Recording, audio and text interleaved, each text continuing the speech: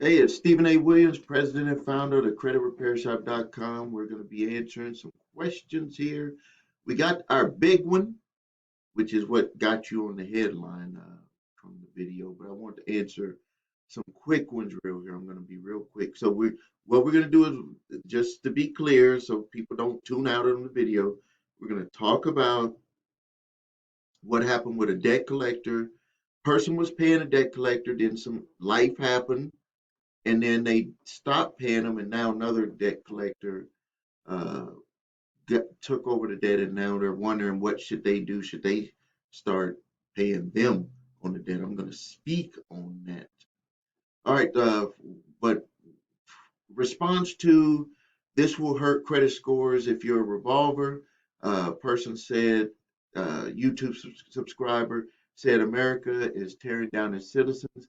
Um, Not America, but companies, but people are America. Companies are America, really.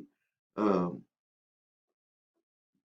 yeah, there's certain, what I see is like there's this back and forth.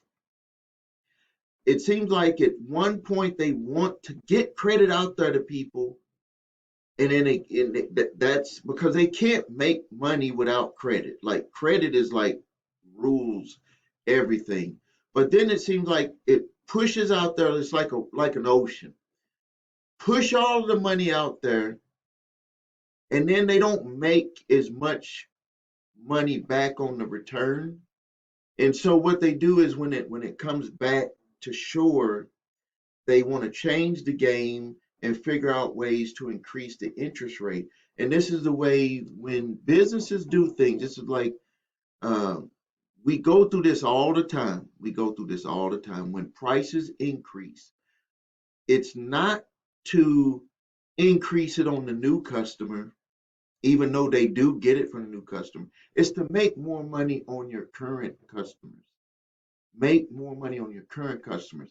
You've already paid to have them as a customer. They're already buying from you. They're already doing business with you. So the accountants say if we were able to make an extra percentage point off of these customers, look at the money that we would have the next month. That's what that whole thing is about, and that's what companies are doing. Um, Someone said that banksters love to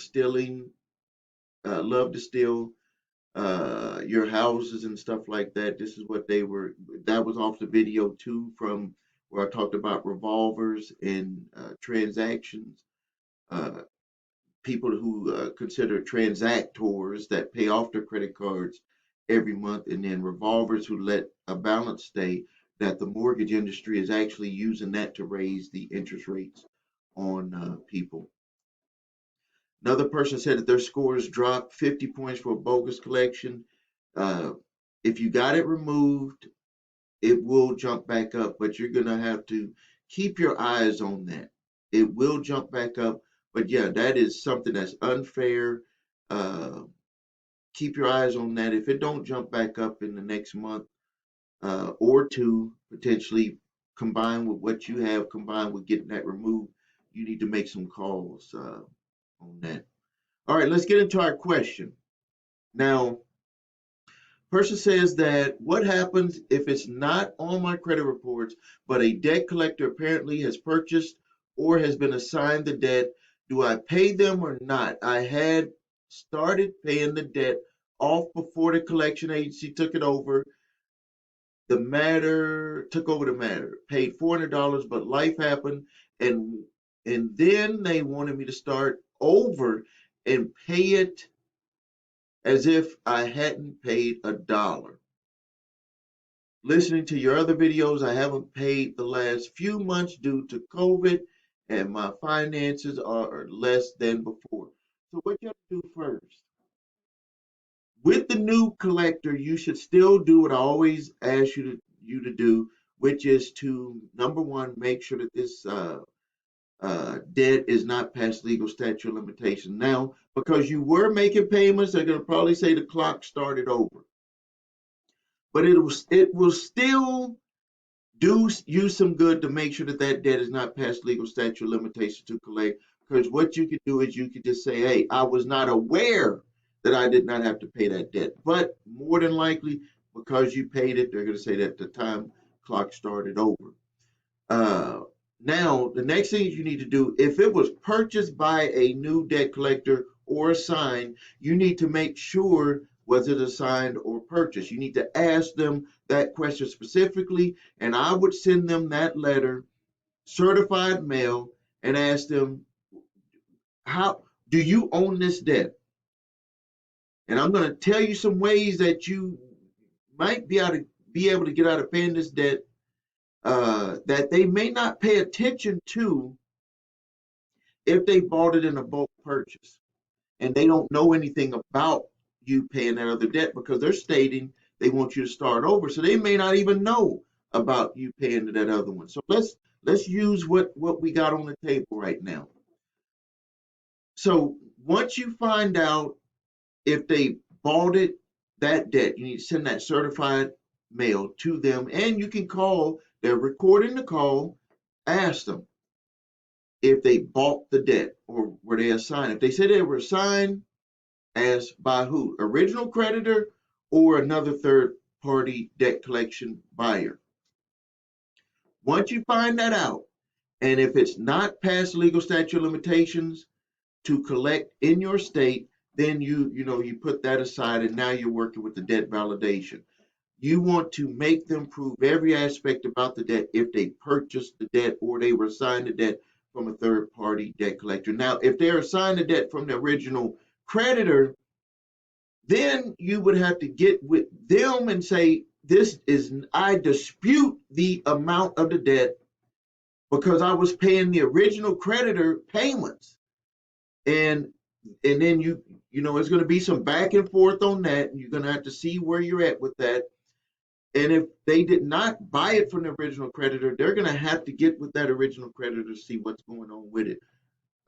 From what I'm thinking, from the way that you've expressed it to me, from the knowledge that they have that you did not make any payments, they've purchased this debt, and they don't know anything about you making any payments. And this might be your door open to get out of this if you just follow the steps that I have. Watch this video over and over so you can know what you need to do. Step number one, if they bought it, check statute of limitations.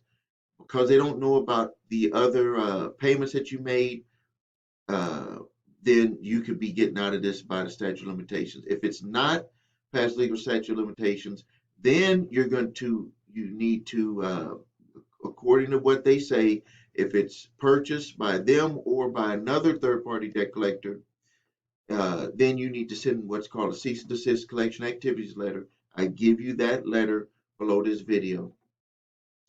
Make them prove every aspect about the debt, that you're not just going to go off of what they say. You want to push them, make them prove everything about it. And during that process, if they're going and getting stuff from that other third party that they have, then you can get into that back and forth about, I had paid the original creditor some money, or whoever you were paying that $400 to, because they obviously their information is incorrect. And then we get into the part about you having trouble because of COVID and your finances are less than before. This will, if everything fails with going the back and forth about the debt, you also get into that later. This will be your next card that you pull out saying, hey, even though you've proven everything, I have financial issues and I'm not going to be able to pay this debt. You didn't say how much the debt was for, but you could get into a settlement phase where you either do a lump sum payment if it's something that you can afford to do, or you get into a settlement with a payment arrangement with them. So there's always options. You just have to start playing your cards and see what you got, get everything on the table, find out all the information, make sure that if they own it, or they were assigned from another debt collector that purchased it, or they bought it, or they're working for the original creditor. You got to get all that information. And so watch this video again, or anyone else whose situation is similar to this, watch this video again. This is very good information. Let your creative juices start to flow, because you looking at the documents that they send you, there could be some doors that will open that can make this whole thing go away.